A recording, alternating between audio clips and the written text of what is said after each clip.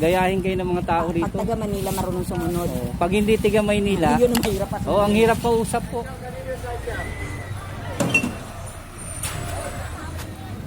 Pagdaan namin etong stainless nyo, pag nakalagay sa kalsada yan, kukunin. Sino po nagbigay sa inyo permiso para... 1 meter po, barangay po. Kasi yung ano to eh. Dapat po lahat sabihan. Hindi Opo, lang po. sinasabi.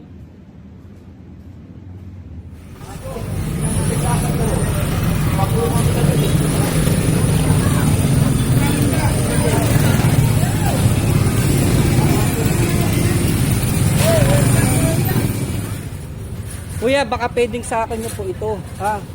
Pang-sampu, Ako pa mamomblema kung saan mo lalagay.